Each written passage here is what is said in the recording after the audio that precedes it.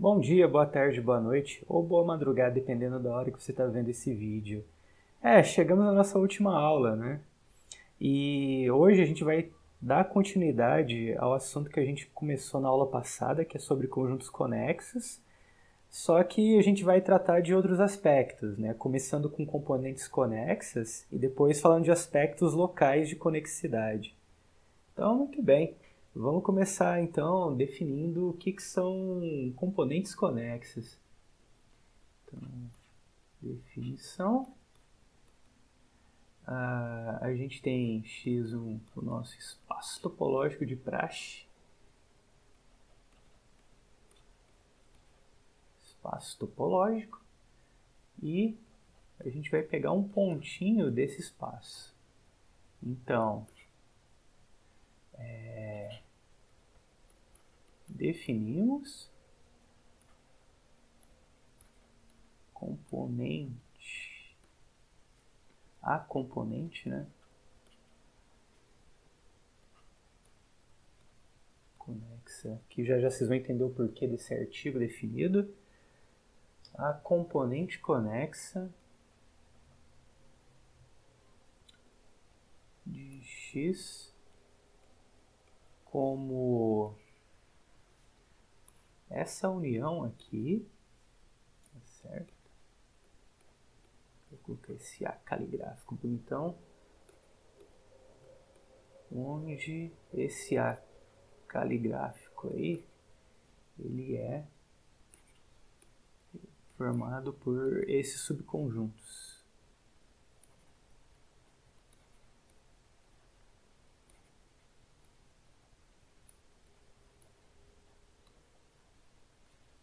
Certo? Então, o que está acontecendo aqui? Ó? A gente está pegando todo o subconjunto conexo do X, do espaço, né, X, que contém o pontinho. Tá? Então, a gente está olhando a componente conexa desse ponto. Então, o que acontece? Olha, como cada pedaço é conexo, certo? E você tem um ponto, né, que está em cada um desses pedaços. Então, quando a gente pegar a união toda, né, acho que não sei, acho que foi um dos últimos resultados que a gente viu na aula passada, esse conjunto todo aqui, ele vai ser conexo também, tá certo?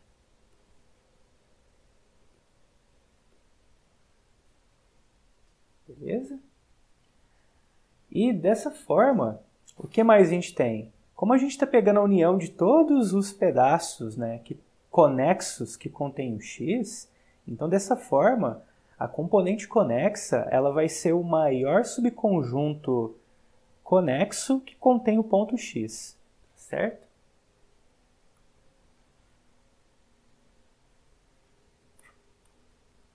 Logo,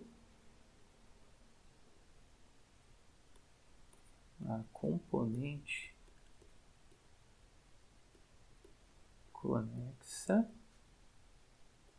é o maior conexo. Componente conexa, estou esquecendo aqui, né? Componente conexa de X, tá? É o maior conexo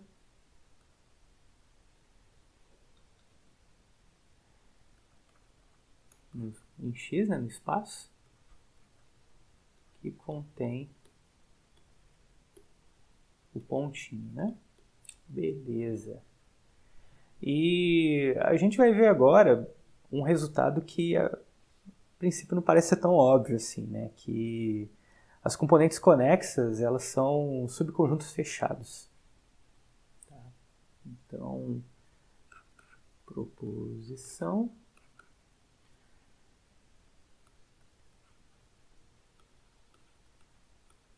componentes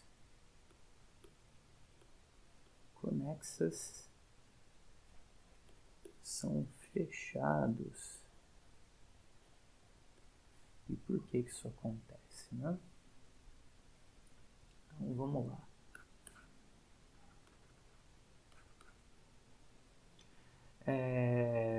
Então vamos pegar aqui uma componente conexo para um ponto x qualquer, certo? Então, vamos pegar aqui um xzinho em x, tá? E seja, vou chamar aqui de cx, a componente conexa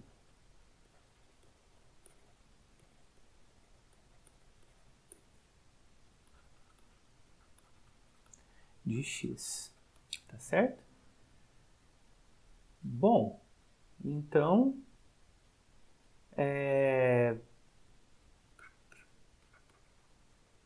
temos que, se eu pego um conjunto, ele sempre vai estar contido no próprio fecho, isso não vai ser diferente aqui, tá? E além do mais, a gente tem o seguinte, ó, que como o Cx é conexo, então o fecho... Opa, acho que ficou em cima da minha fupinha aqui, ó. Então, como o Cx é conexo,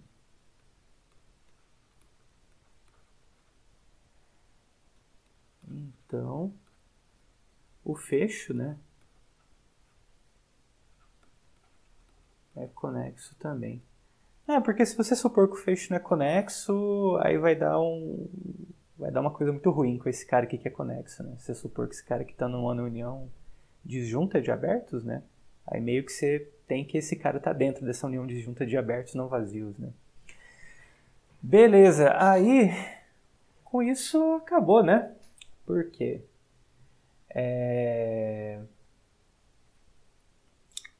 Porque o nosso Cx, ele é o maior conexo que contém o x, né? Esse cara aqui, ele é o maior conexo que contém o x, tá certo? Se ele é o maior conexo que contém o x, e esse cara aqui, ele é conexo também, então a gente tem que Cx fecho está contido em Cx, e com isso a gente conclui que o fecho é igual ao conjunto, né? Então, portanto, a componente ela é fechada. Beleza? Muito bem. Agora a gente vai estar definindo um outro conceito, né, de conexidade, que é conexidade por caminhos.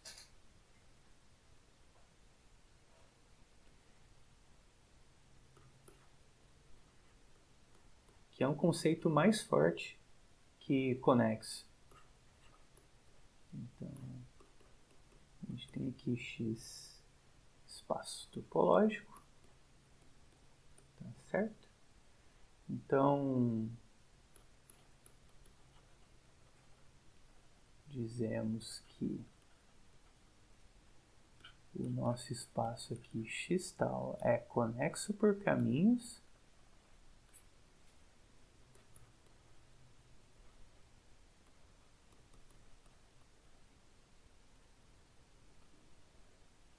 se acontecer o quê? Se para quaisquer dois pontos, x, y, que você pegar em x, né, com x, y distintos, né, existir uma função que sai do intervalo 0, 1 e chega em x contínua, tal que f de 0 vai dar x e f de y vai dar 1. Significa o que isso, né? Significa que você, para quaisquer dois pontos que você pega no seu espaço x, né, você consegue ligar eles, né? Supor que esse espaço que tem um buraco aqui no meio, né?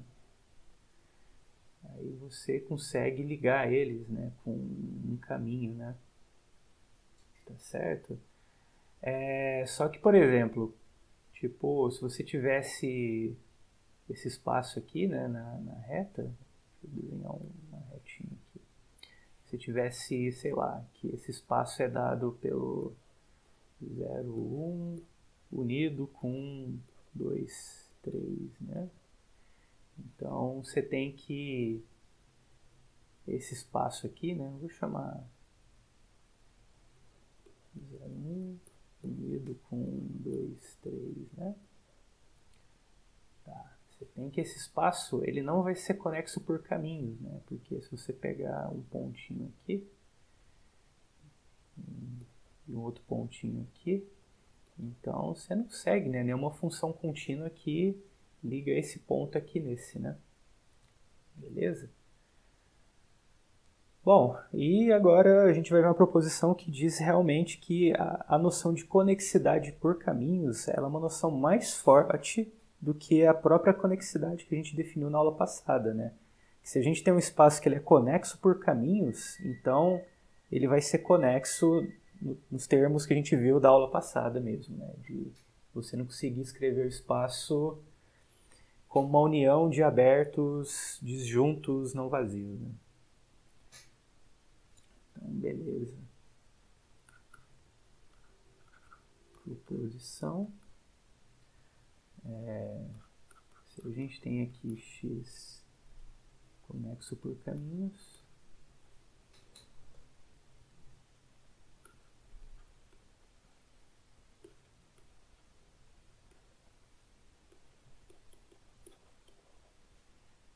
então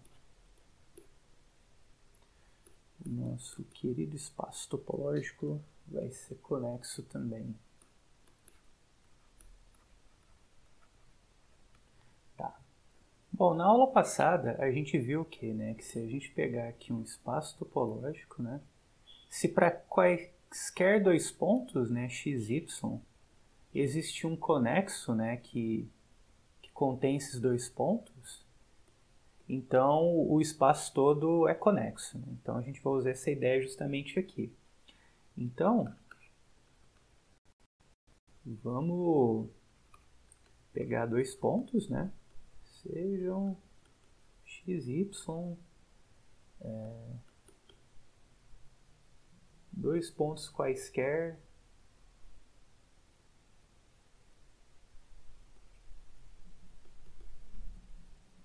Beleza? Bom, aí o que acontece? Como esse espaço ele é conexo por caminhos, então vai existir um caminho, né, ligando x e y. Então,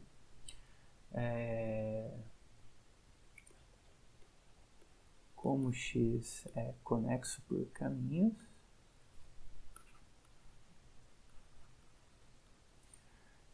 existe uma função contínua, né, que sai aqui do intervalo fechado 0, 1, vai chegar em x, tal que f de 0 vai ser o nosso x e o f de 1 vai ser o nosso y.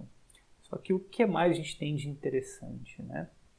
O que a gente tem é que, como esse intervalo aqui ele é conexo e a função é contínua, então a gente tem que a imagem de conexo é conexo, né?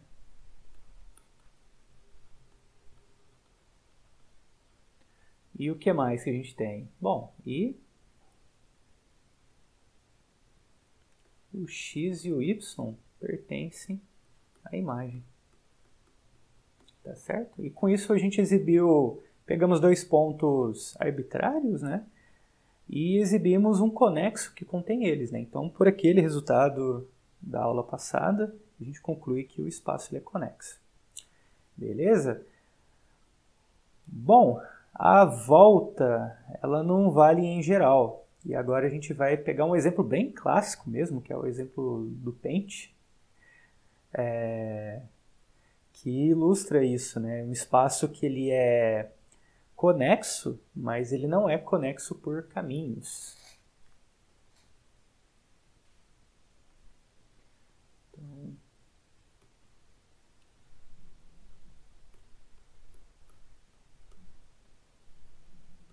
espaço do Paint. O que é esse espaço do Paint? Ele é o seguinte, eu vou escrever a definição braba dele mesmo aqui, e esse exemplo ele é bem mais fácil de a gente entender através de um desenho. Então, a gente tem isso aqui, aqui, tá? Então, ele é um objeto do plano, em que você tem esse cara aqui, ele é o positivo, tá? Maior ou igual a zero, né? Tá bom. E aí você tem que o n, ele pertence aos naturais. Tudo isso aqui unido com o eixo x. Aqui só um pedacinho dele também. Tá, isso aqui é o nosso A. E o nosso B é esse camarada aqui, que é só o eixo y sem o zero também.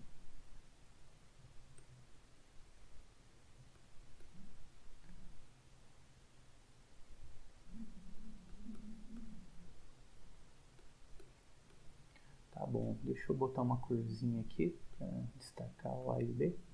Sei lá, vou botar o A de amarelinho e vamos botar o B aqui de laranjinha, né? Já que essas cores são bem recorrentes aqui. Vou colocar o B roxinho, vai. Destacar, contrastar bem, né?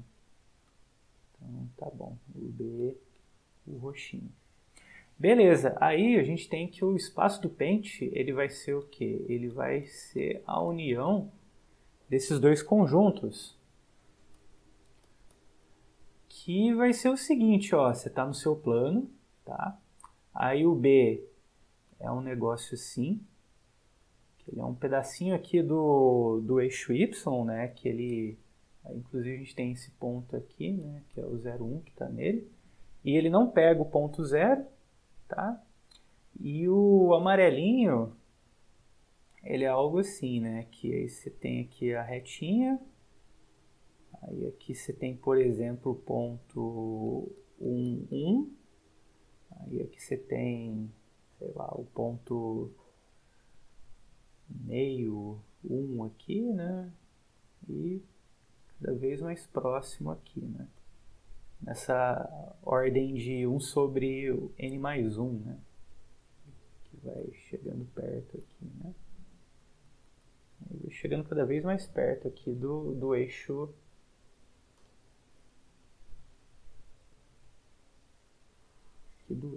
tá certo? Então, beleza, ó. Então, o que que acontece, ó?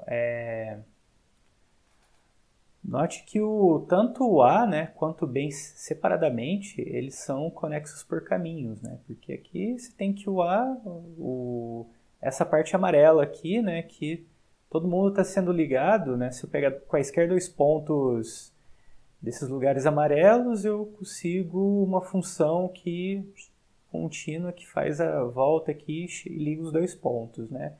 No roxinho aqui é até a mesma coisa também, né? Então, os dois são conexos por caminhos, né? Certo. Então, primeira observação, né? Tanto A e B são conexos, né?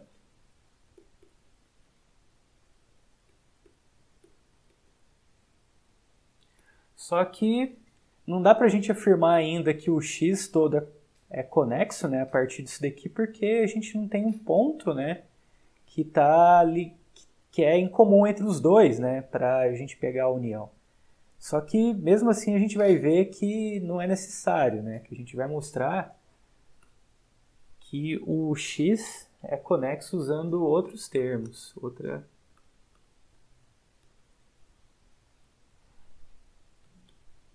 resultado, né? E como é que a gente faz isso? Ó, primeira coisa, note que o B ele está contido no fecho do A.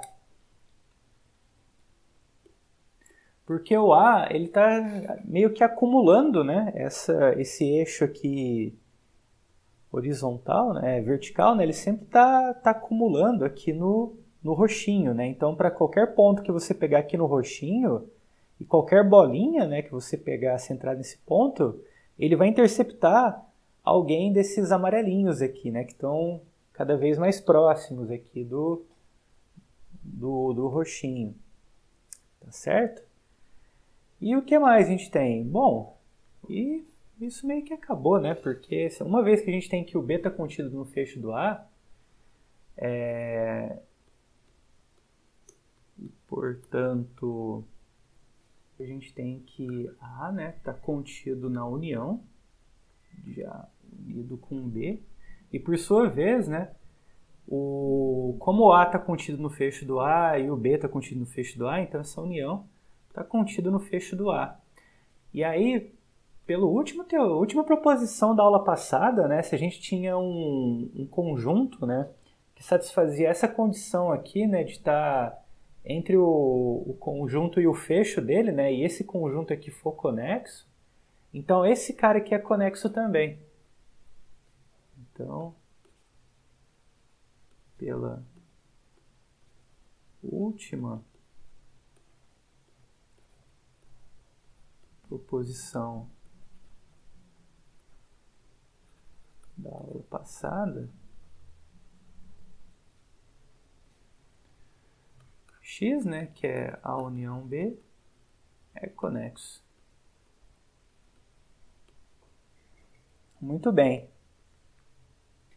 Agora vamos mostrar, né, que de fato esse espaço ele não vai ser conexo por caminhos.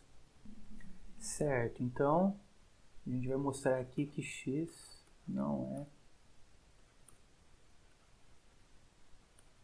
conexo por caminhos. Vamos supor que é, né, e tentar derivar uma contradição. Então, suponha que exista, né, uma F, tá certo? Saindo do intervalo fechado 0, 1, chegando aqui no nosso espaço X, né, tal que ela leva, por exemplo, o 0 no ponto 0, 1 ali, né, e leva o ponto 1 no 1, 1, tá? E considere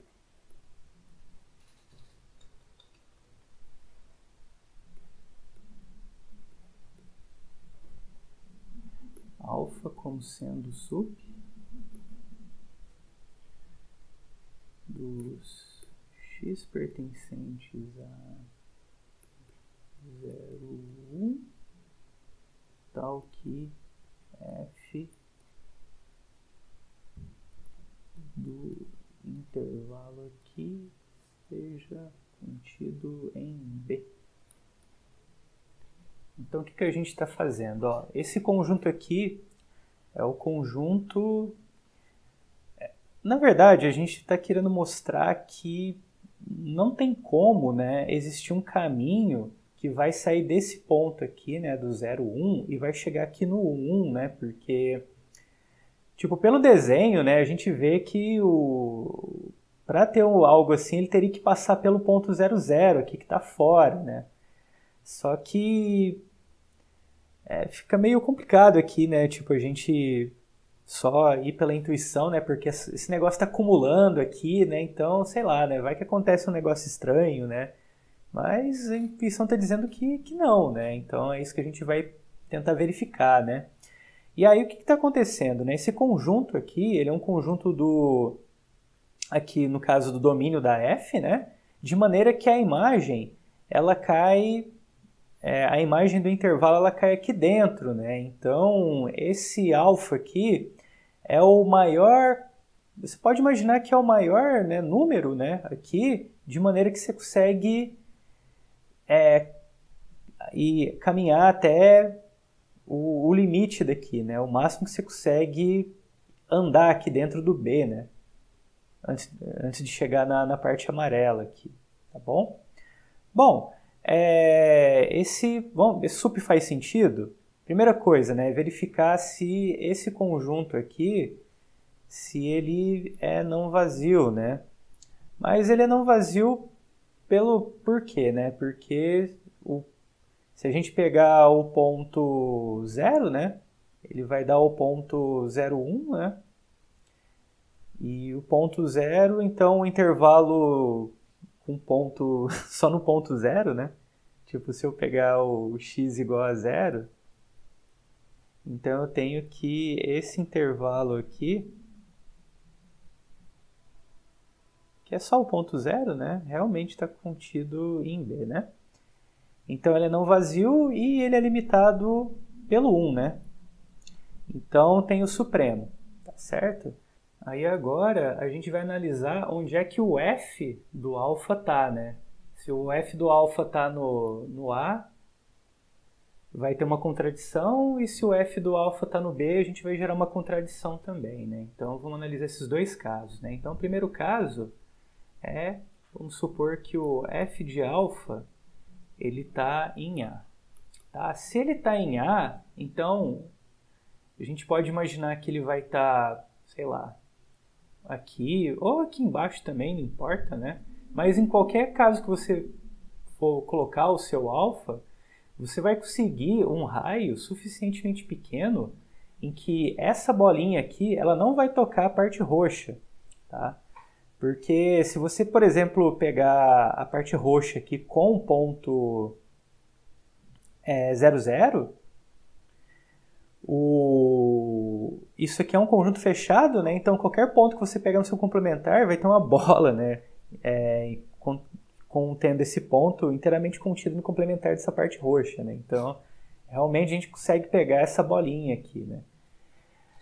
E aí, aí vamos escrever isso, né? Então existe um raio, né, maior que 0, tal que a bola, né, de centro f de alfa e raio R interceptado com um B, isso aqui vai dar vazio.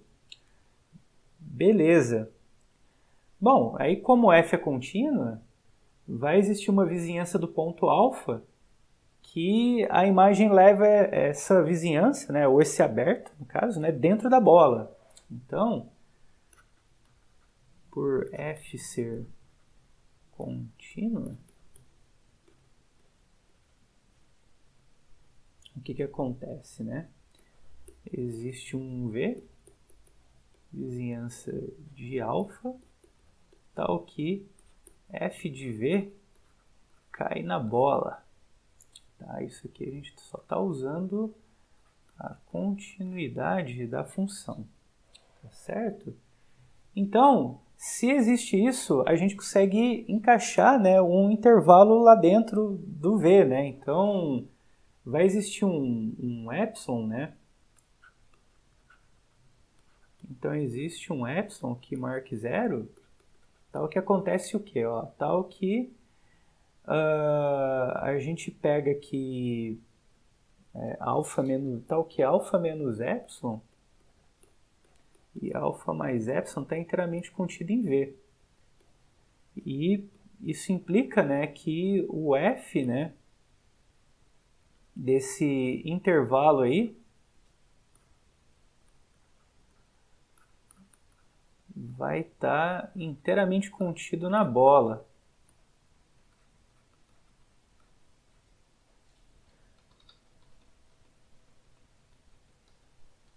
Vamos ver se eu consigo fazer aqui, ó, inteiramente contido na bola. Muito bem. Mas qual que é o problema disso, né? É o seguinte, é que esse intervalo, né, eu estou pegando uma galera aqui que está para trás do alfa, né? Se você reparar bem, ó, tem essa galera aqui que eles estão atrás do alfa, tá? Então, se você observar bem, esse pessoal aqui que está à esquerda do alfa, eles são todos levados aqui dentro do B, né? Porque o alfa é o maior cara que a f dele ainda está dentro do B. Então, você tem o quê? Que quando você pega aqui o f dessa galera aqui que veio atrás do alfa, isso aqui tudo tem que estar contido em B, né? Pela maneira que a gente definiu, né? E aí você tem uma contradição aqui, né? Porque como esse cara aqui, como esse pedaço aqui está dentro desse pedaço que está dentro de V, então isso aqui implica que quando eu pego esse camarada aqui, esse pedaço, e intercepto com a bola, isso aqui dá num vazio, né? O que é um absurdo, né? Porque a bola, ela não toca, né, em B, né? E eu tô falando que eu tô pegando esse cara aqui que é mandado em B, mas está fora de B, né? E aí você tem um absurdo, tá certo? Bom, aqui pro próximo caso vamos fazer o seguinte, né? Que a gente está supondo que o f de alfa, ele tá em B, né? Só lembrando que o B é esse roxinho, né? E o A é o amarelinho, tá? Aí o que acontece? Se a gente pegar aqui o f de alfa em B, né? Vamos supor que ele está aqui. Então a gente também consegue, né, um raio suficientemente pequeno de maneira que ele não toque o zero aqui, né? Então deixa eu só colocar ele um pouco mais próximo aqui. Então a gente consegue um raio, né, tal que quando a gente pega essa bolinha, ela não toca aqui o ponto 00. Tá?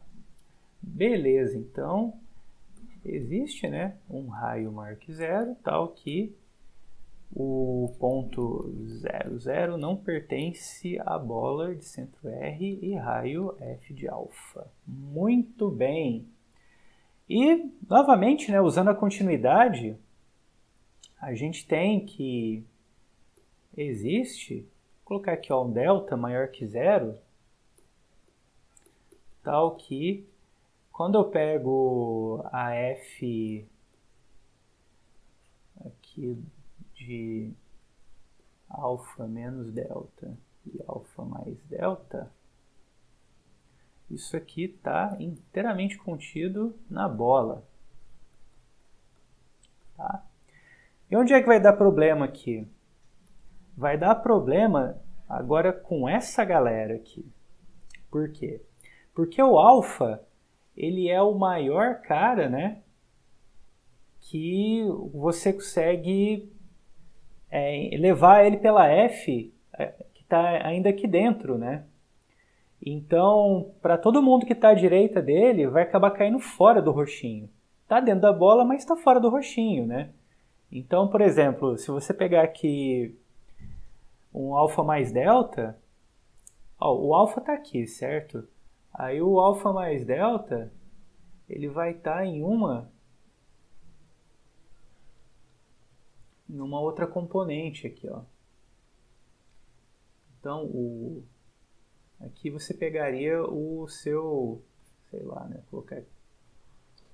colocar aqui para baixo aqui, né, que seria o seu f de alfa mais delta, né. E aí, qual que é o problema que está surgindo aí? É que você está pegando um negócio aqui que é conexo, né, e está levando em componentes conexas diferentes, né, porque dentro da bola, né, você vai ter aqui essas infinitas componentes conexas diferentes, né, que vão ser esses segmentos verticais, né? E aí você tem o seu absurdo. Beleza? Então, tipo, você chegou no seu absurdo aí. Ok. Então, vamos ver agora mais uma proposição, né? Que a gente pode, de certa forma, levar conexo em caminho para conexos por caminhos também. Então, proposição.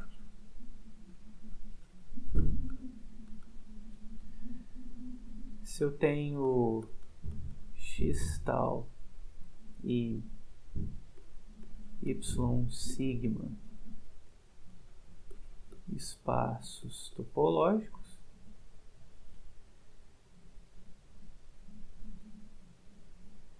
e eu tenho uma função de x em y contínua e sobrejetora, então se x tal é conexo por caminhos,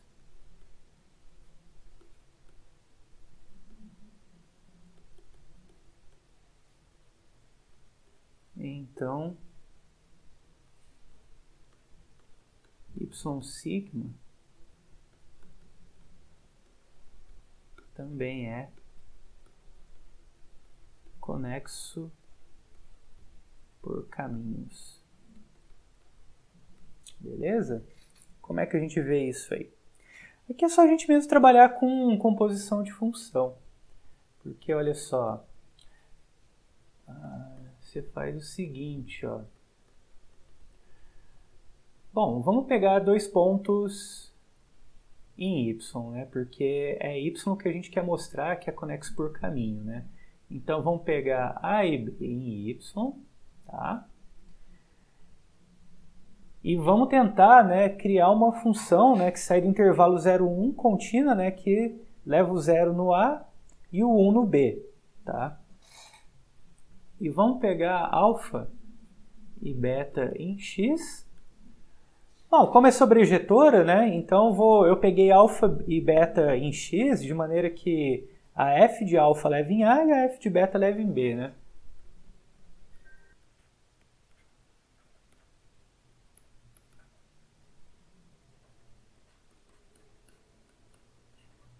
Certo, então por enquanto a gente tem isso aqui, né? A gente tem o nosso espaço x aqui, a gente tem o nosso espaço y, certo?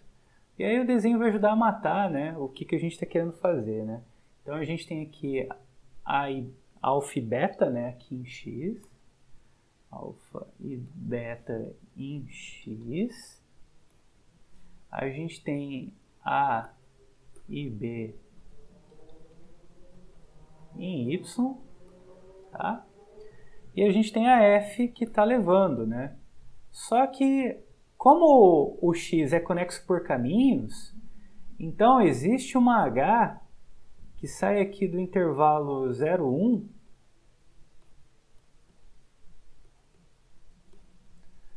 que faz esse serviço, né? Que leva o a no b, né? Então, o que a gente faz? É só a gente compor, né? Que aí a gente tem a função que a gente quer. Então, no caso aqui, essa h, a gente tem que h de 0 vai dar alfa, né? E h de 1 vai dar beta. Então, basta a gente pegar f bola h, tá? Que aí f bola h, ela é contínua, tá certo? F bola h de 0 vai ser f de h de 0, né, que vai dar f de alfa, que é a. É contínua por quê, gente, aqui, né? Porque composição de contínua é contínua, né? E f bola 1, f bola h de 1 vai dar f de h de 1, que vai dar f de beta, que é igual a b. Beleza? Então, só a gente mesmo usar a composição, né, com a função h que ela testemunha aqui o fato de eu conseguir ligar esses dois pontos em x. Tá, beleza? A gente viu em alguns contextos que você não precisa definir a propriedade de maneira global, como no caso dos espaços compactos, né, que a gente viu que alguns resultados eram obtidos simplesmente tendo compacidade local. E aqui também a gente pode definir conexidade local ou, no caso como a gente vai começar aqui, localmente conexo por caminhos localmente. E isso pode ser útil, né, em alguns contextos, né, em que você não tenha essa propriedade de maneira global, mas se você tiver localmente, você consegue extrair muita coisa boa. Então, vamos lá. Definição. Então, a gente diz que um espaço topológico ele é localmente conexo por caminhos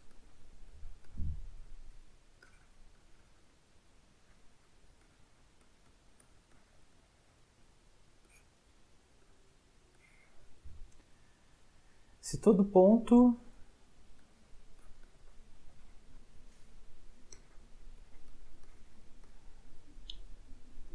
admite uma base local conexa por caminhos.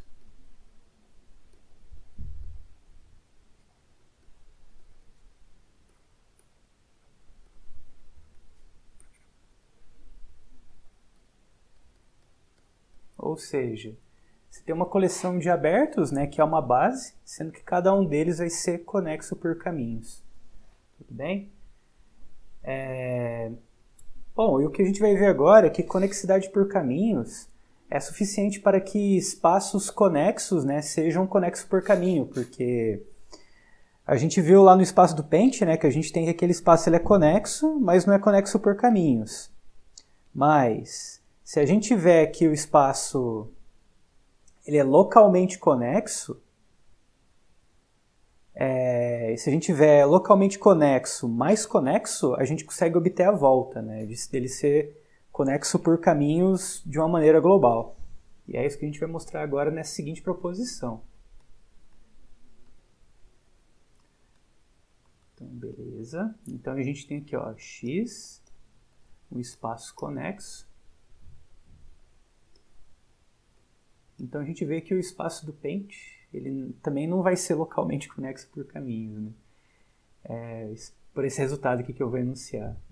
Espaço conexo. E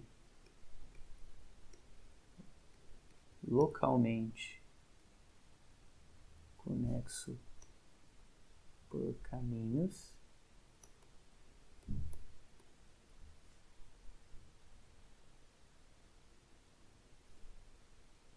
Então, X é conexo por caminhos.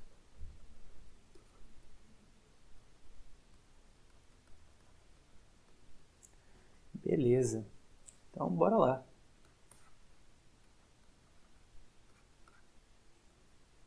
Então, beleza. Então, vamos pegar um pontinho, né? Seja X em X. E considerar esse conjunto aqui, ó. Que é o C, que eu vou chamar de C, que ele é o conjunto dos pontos y pertencentes a x, tal que existe um caminho de x para y. Ou seja, se eu fizer isso para um x arbitrário, né, eu peguei um x arbitrário e considerei esse conjunto, né, que existe uma função, né, contínua, saindo do intervalo fechado 0, 1, né, que liga o x com y. Tudo bem? Aí o que acontece? Se eu conseguir mostrar que o C é igual a x, o espaço todo, aí acabou, né? Tudo bem? Porque aí o que vai acontecer, né? Porque para cada x, né, arbitrário, eu vou conseguir, tipo, esse conjunto, né, vai ligar todo mundo, né, com esse x.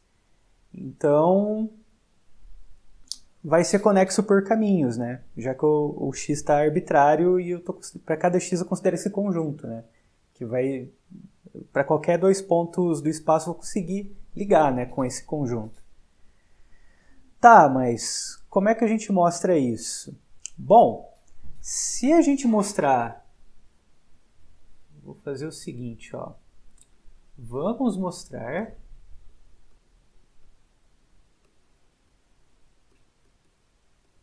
uma técnica bem legal que C é aberto e fechado. Aberto e fechado. Porque se a gente mostrar que ele é aberto e fechado, o que vai acontecer?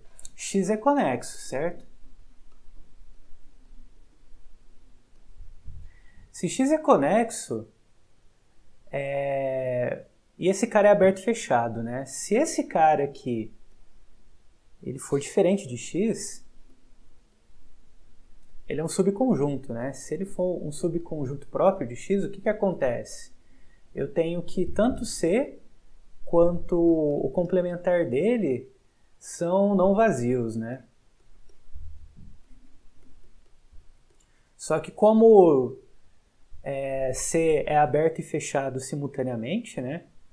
Eu considerando aqui C aberto e fechado, o complementar dele também é aberto e fechado, ou seja, tanto esse quanto esse vão ser abertos, diferente de vazio e que está dentro do x, né?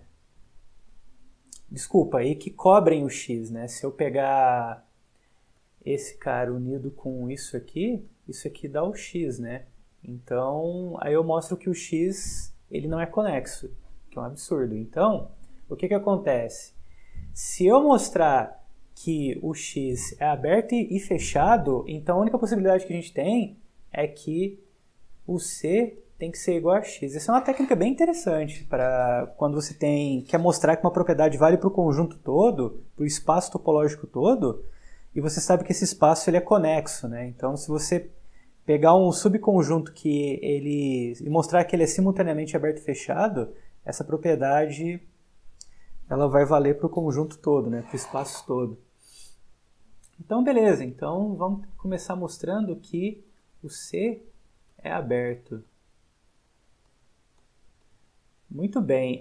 Então, o que a gente vai fazer, né? A gente vai pegar um ponto nele, né, e tentar exibir um aberto que contém o ponto e está inteiramente contido em C.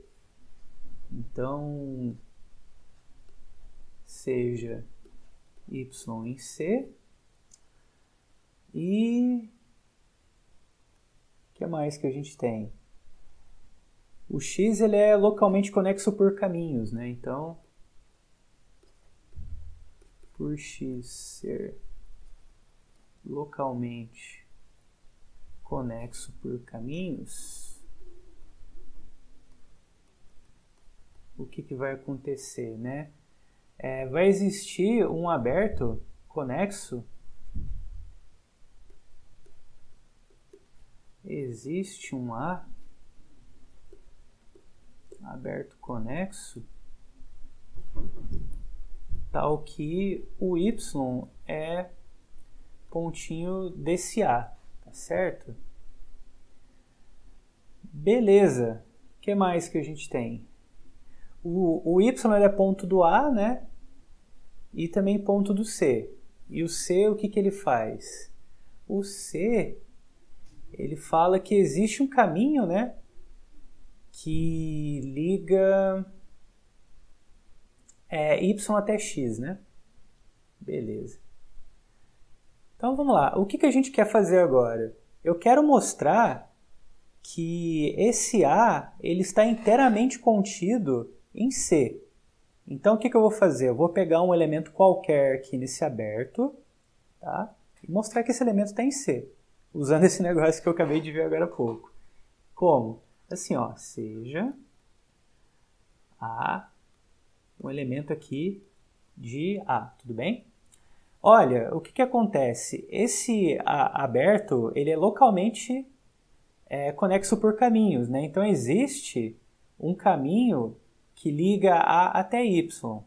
Então, existe um caminho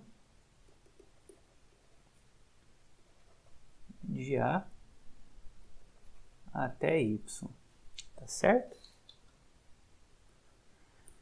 E, por sua vez, né, o Y é um elemento de C. Então, existe um caminho de Y até X. Vai ter um exercício que fala o seguinte, né? Se a gente que a gente pode colar caminhos, né? Que tem pontos em comum, né? Então, se eu tenho um caminho de A até Y e de Y até X, então eu vou ter um caminho de A até X também. Então, logo, existe um caminho de A até x. E o que isso significa? Significa que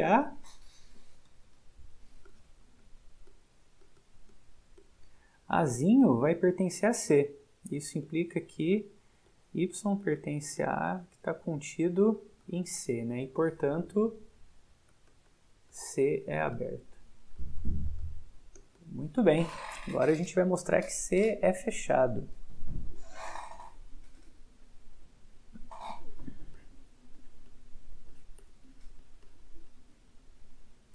Bom, a gente vai mostrar que o complementar dele é aberto. Então, seja y pertencente ao complementar de C. Então, vamos lá, né? Novamente, a gente tem que o espaço ele é localmente conexo por caminhos, né? Então, existe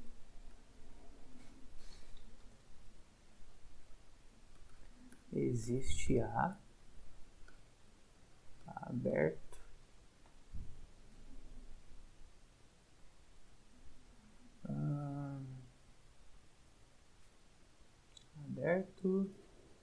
localmente conexo por caminhos tal que y pertence a A. Muito bem. Eu vou mostrar agora que a interseção desse A com o C é vazia, né? Ou seja, que ele está no complementar mesmo do C, né? Então, vamos mostrar que A inter C é vazio. Então, o que a gente faz? Supõe que não e vamos tentar chegar no absurdo, né? Então, suponha que não.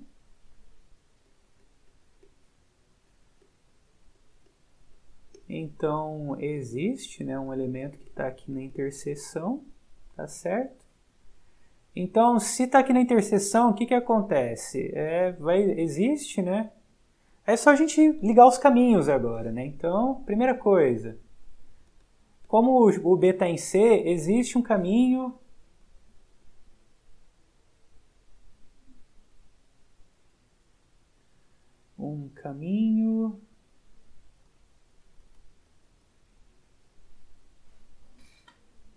de x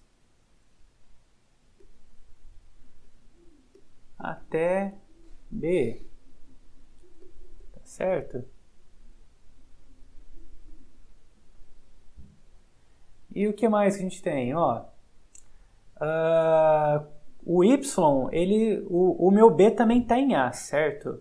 E o y está em A. Então, por y está em A, né? E o B está em A também. Existe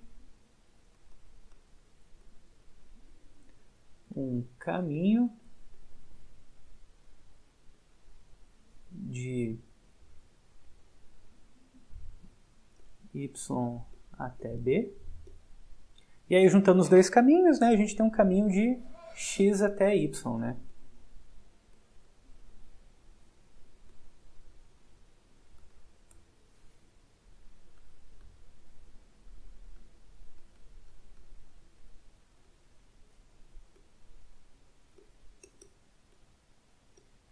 Certo, né? Tipo, acho que faltou um desenho, né? Que eu devia ter feito no slide, na luzinha anterior, né? Porque a princípio o que acontece, né? A gente pegou, né? Um caminho, né? De x até b, né? Aí tem um caminho aqui de x até b, certo? Aí depois a gente pegou um outro caminho de b até y, tá? Aí tem como a gente criar uma... Então aqui a gente teria duas funções, né? Teria uma função f, né, e uma função h, uma função f de 0, 1 aqui e uma função h de 0, 1, né? Mas aí tem como a gente dar uma acelerada, né, no domínio das funções aí e dar um jeito de juntar as duas coisas, sabe? Que aí vai estar nos exercícios lá que é um bom exercício assim para treinar um pouquinho esse tipo de coisa, tá bom? Então com isso, né, a gente mostrou que esse C na verdade é o seu espaço todo, tá certo? Agora a gente vai ver uma última propriedade com relação a comportamentos locais, né, que vai ser o que é ser conexo localmente, né? Localmente conexo, sem precisar de falar de conexo por caminho, né? Que a gente só viu localmente conexo por caminho. Então, definição, que é o que espera, né? A gente tem um espaço topológico, então ele é localmente conexo,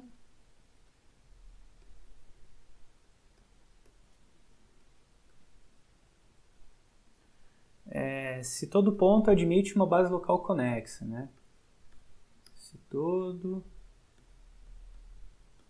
ponto admite uma base local conexa.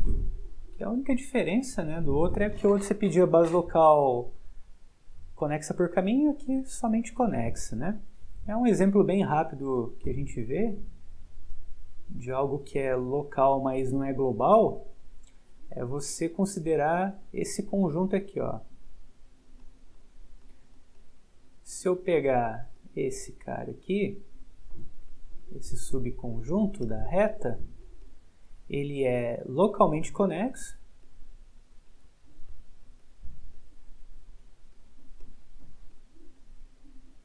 mas não é conexo, né? Tipo, estou olhando esse cara aqui com a topologia do subespaço, tá bom? É localmente conexo, mas não é conexo. Beleza? Então, muito bem. Aí agora a gente tem uma propriedade bacanuda também, que vai dar mais uma...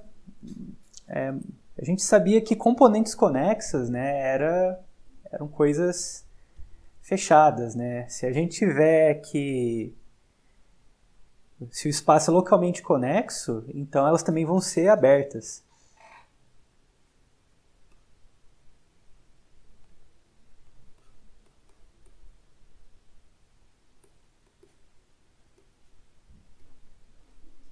Então, se x tal é localmente conexo,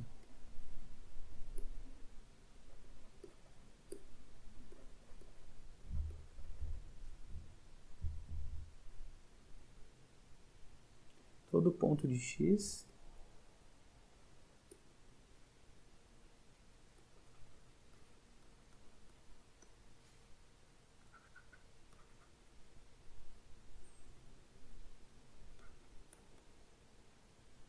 tem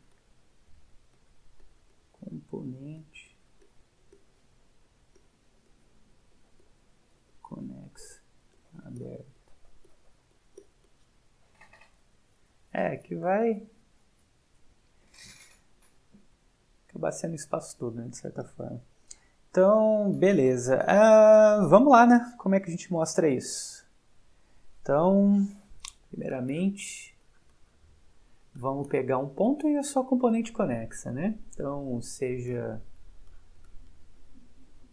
x em x e c componente conexa de x. Do pontinho, né? Não do espaço todo. Tá bom? Ok.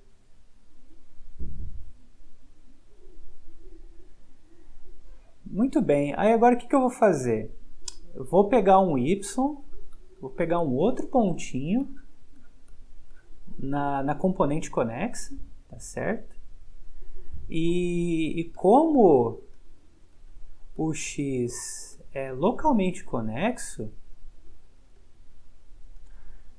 eu vou ter um aberto conexo que contém o y. Então, existe um A aberto conexo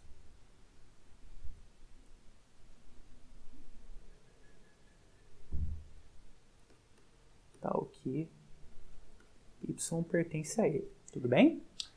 Outra coisa, note que se eu pegar C unido com A, ele é conexo. Por quê? Porque o y ele está na interseção, né? Tá certo? Bom, como esse cara aqui é conexo, tá?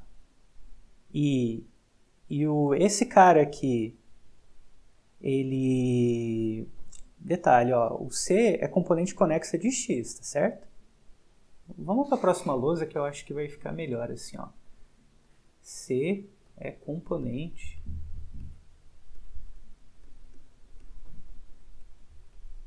conexa de X. Isso significa o quê? Que ele é o maior, né, conexo que contém o X. Tudo bem? Só que o que a gente tem? A gente tem que esse cara aqui está contido nesse camarada aqui que também é conexo. Mas esse cara aqui, ele é o maior conexo que contém o X. Então, o que acontece? Então, a gente tem que A unido com C está contido em C. Isso implica o quê? Que A está contido em C. Ou seja, a gente pegou um Y qualquer, né, dentro de C, e a gente exibiu um aberto que está completamente contido em C. Então, portanto, C é aberto. Tá, beleza?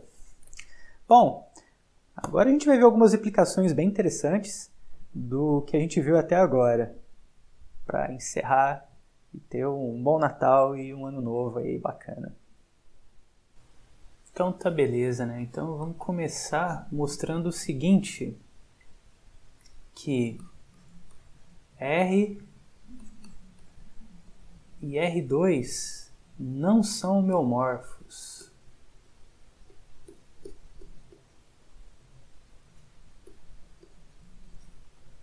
O que isso significa? Que não existe uma função objetora que é contínua e inversa contínua da reta no plano, tá? Por quê? Suponha que exista, ó.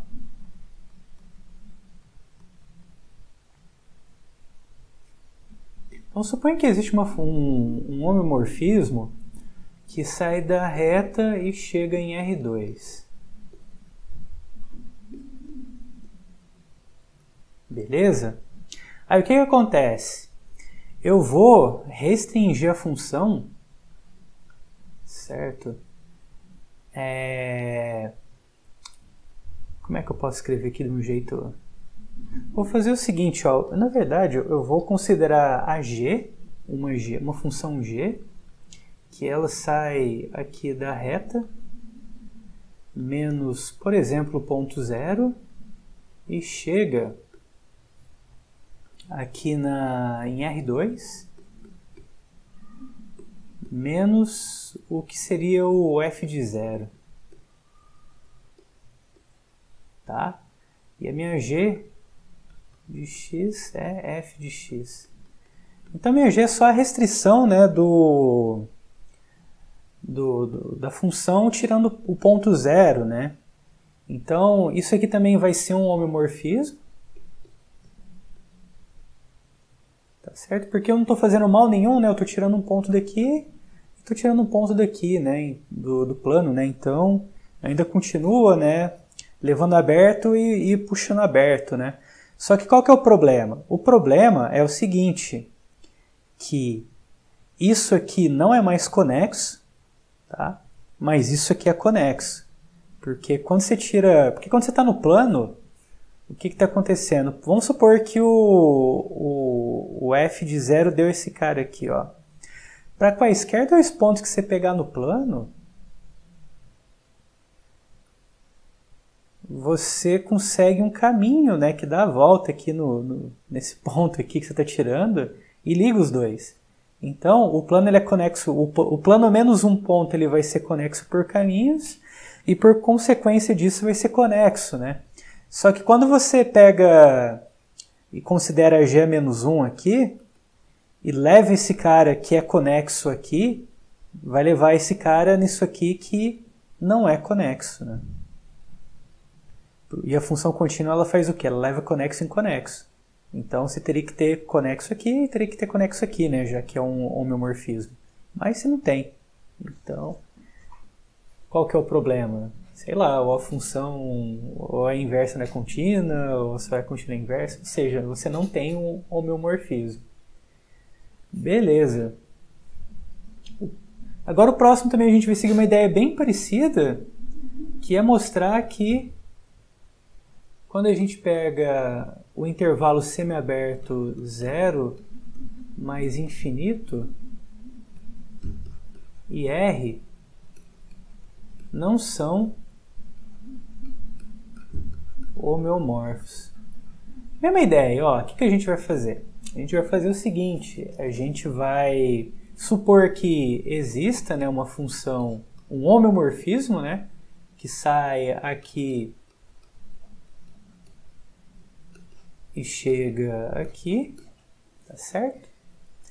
Aí a gente vai considerar uma G, que ela vai fazer? Ela vai sair agora do intervalo aberto e vai chegar aqui em R menos o f de 0. E a G é a restrição, né, da f nesse novo domínio aqui, né, nesse subespaço. Né? Então, beleza, você tem a mesma coisa.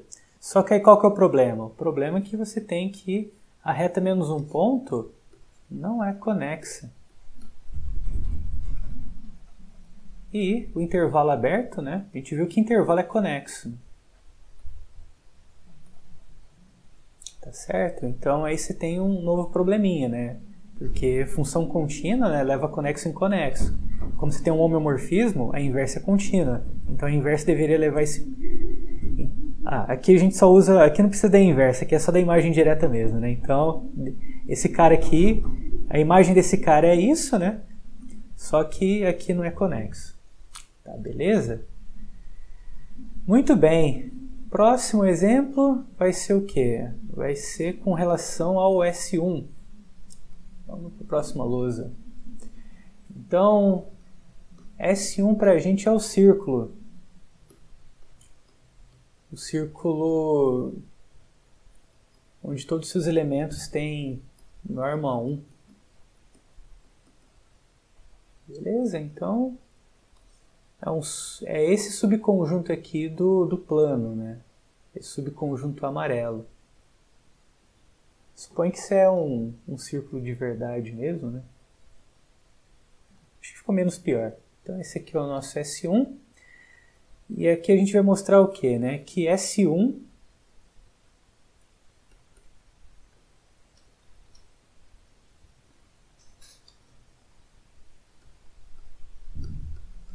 não é homeomorfo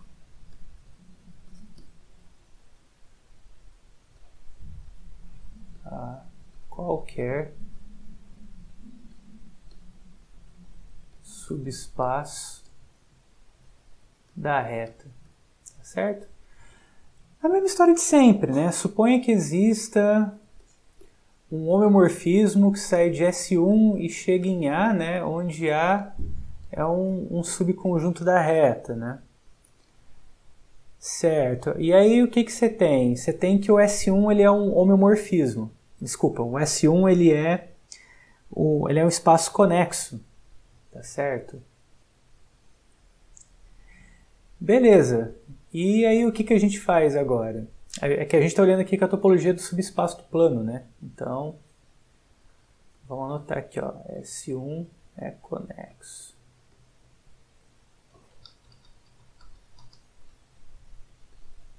S1 é conexo. E agora qual que é o truque? O truque é o seguinte.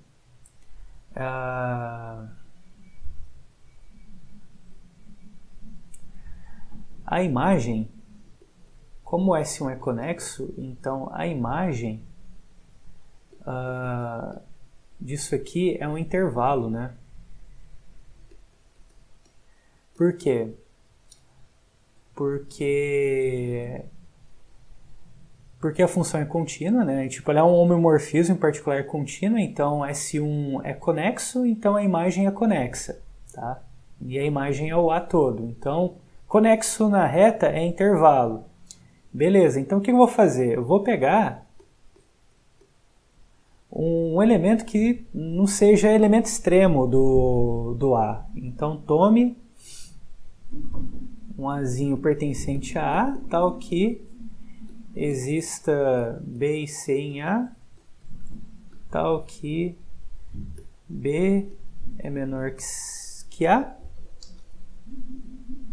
que é menor que C. Então, eu peguei um elemento que não é extremo. Por que eu vou fazer isso? Porque agora eu vou considerar a minha G saindo de S1 menos F a menos 1 de A, chegando em A menos A. Então, o que eu fiz?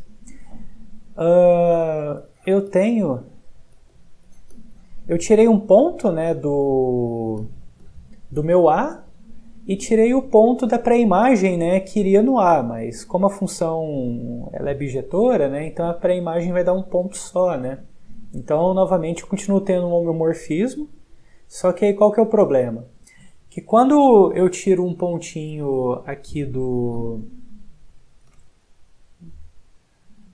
S1, ele ainda continua conexo. Tá? Supor que eu tirei um pontinho aqui. Supor que aqui era o F a menos 1 de A. Tá? E a gente tem que o nosso A é um cara assim. E aí o que acontece? Eu tirei um cara que está aqui no meio. Tá? Então o que acontece? Ó, eu tenho uma função contínua, que é a minha G, que está levando esse cara aqui que é conexo num cara que não é conexo.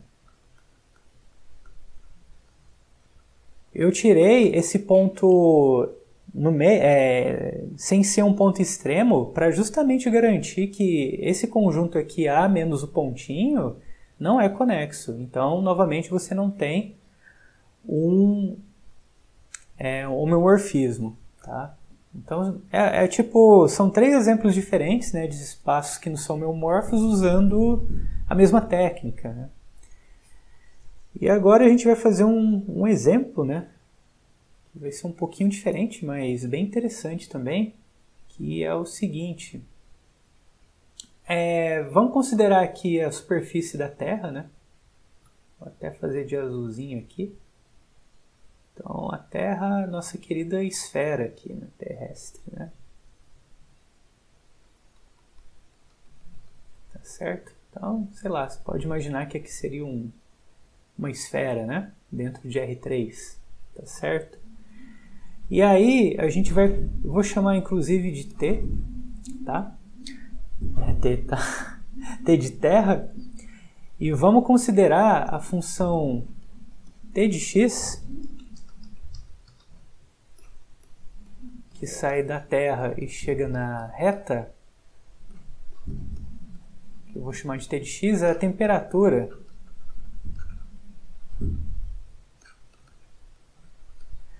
É a função que descreve a temperatura em dado um ponto aqui na superfície terrestre. Nessa função ela vai me dar a temperatura desse ponto, né?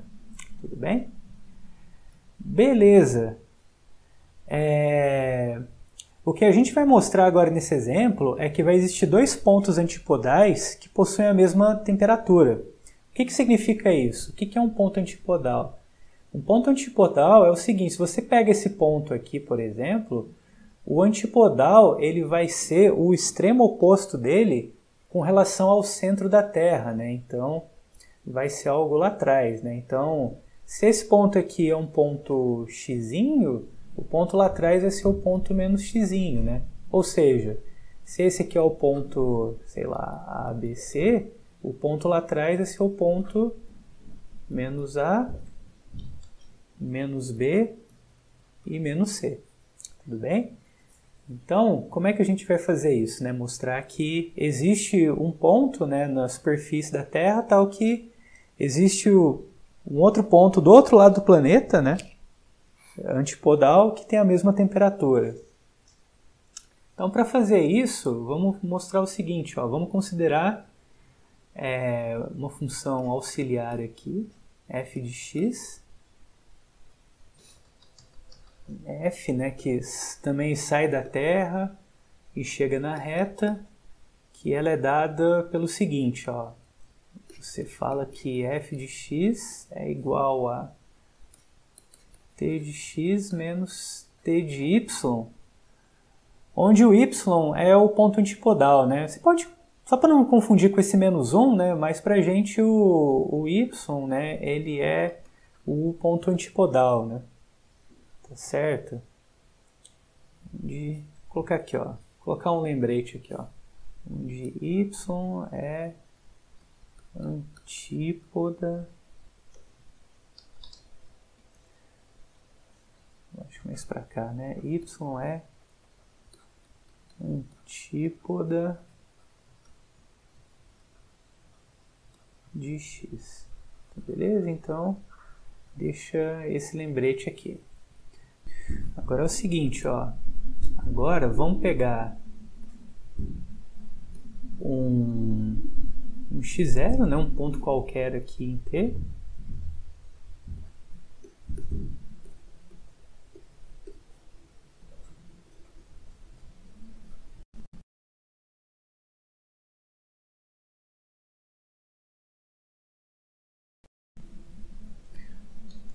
Ponto qualquer e y0 sua antípoda. E seja f uma função, um caminho, né, que liga os dois, né?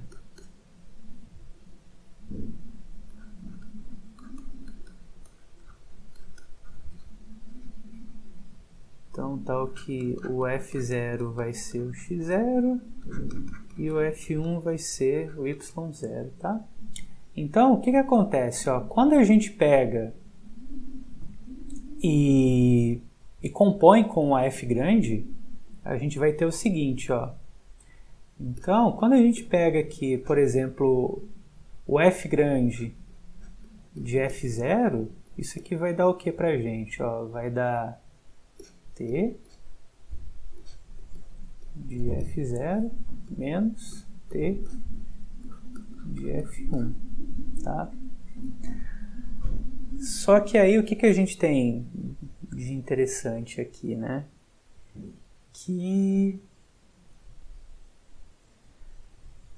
se você isolar aqui, botar, por exemplo, assim, ó, fazer esse seguinte truque aqui, ó, menos, menos, isso aqui vai ser a mesma coisa, não muda nada, né, se eu botar um menos aqui, né? Desculpa, eu vou fazer assim, ó, se eu botar um menos aqui, eu posso escrever isso aqui dessa maneira, ó, t de f1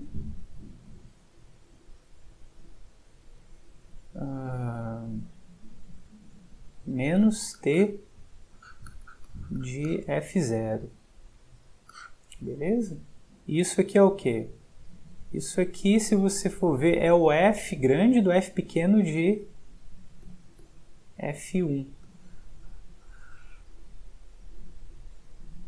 Então, isso aqui vai ser exatamente, eu acho que não vai, ainda cabe aqui sim, vai ser menos f de f1. O que acontece? Quando você fez essa composição aqui com... Se você reparar bem, essa função composta aqui,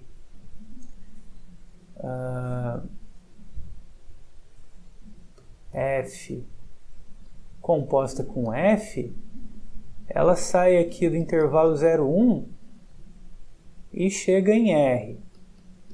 Tá? E aí você tem o que? Você tem que ela dá um valor aqui para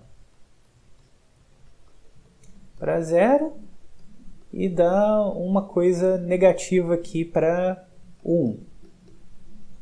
Então, ou ela vai ser algo, sei lá, que pode ser algo que faz assim, ou pode ser algo que faz assim, né? Já que ela é contínua, né? Então, ela, no F0 aqui, ou ela pode dar aqui embaixo e depois aqui em cima, né? Ou vice-versa, né? Então, com isso, o que a gente tem? A gente tem que, pelo teorema do valor intermediário, né? Que a gente viu na aula passada também, existe um número, né, um R dentro aqui do intervalo fechado 0, 1, tal que acontece o quê? Né? Tal que ela cruza aqui no 0. Né? Tal que f de fr é igual a 0. O que isso significa? Bom, só a gente resgatar, né? O que era f grande para a gente? Né? A f grande para a gente era... A f grande para a gente, né? A gente tinha colocado aqui x, né? Era t de x menos o t do seu antípoda, né? Então, o que acontece? Se existe um cara assim que dá 0, né? Então a gente tem que 0 vai ser igual a f de fr, que vai ser igual a t de fr, tá? E o y que é o antípoda, né, desse cara aqui, né? Então, sei lá, você pode botar menos t, aí sei lá, eu vou botar aqui um menuzinho aqui, fr. É porque isso aqui é só para falar que isso aqui é o antípoda, né? O antípoda do fr, tá certo? Então o que acontece? Quando você passar esse cara para o outro lado, né? Então você vai ter o quê? Você vai ter que a temperatura do antípoda, né? Vai ser igual à temperatura do cara, né?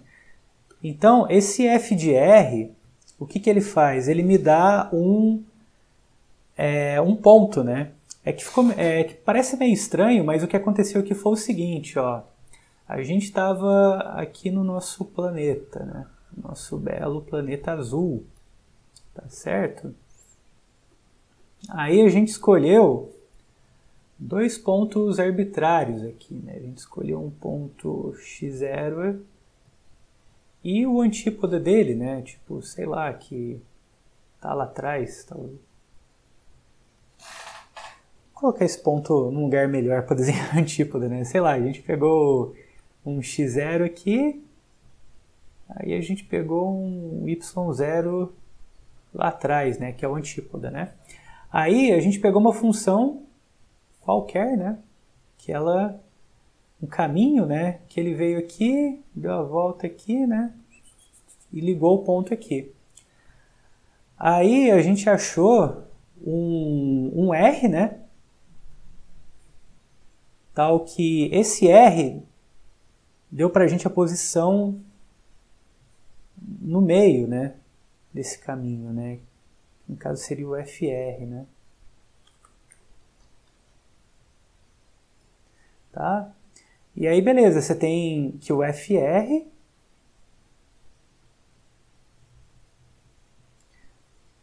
e o seu ponto antípoda aqui, né, o menos FR, que são os pontos que possuem a mesma temperatura.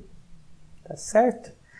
Bom, gente, então acho que é isso, né? A nossa última aula do curso de Introdução à Topologia Geral. Espero que vocês tenham gostado do conteúdo, sabe? E desculpem a minha inexperiência, né? Tá lidando com essas tecnologias, sabe? E bate um pouco de nervosismo também.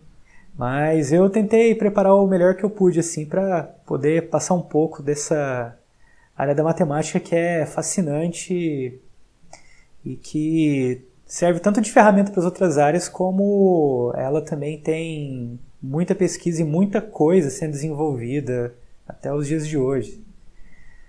E é isso, gente. Como a gente está vivendo em tempos de pandemia, né, nada melhor de que encerrar continuando fazendo aquele mantra, né, para vocês continuarem se cuidando, usando máscara, sabe, se proteger, proteger os outros. E até a próxima!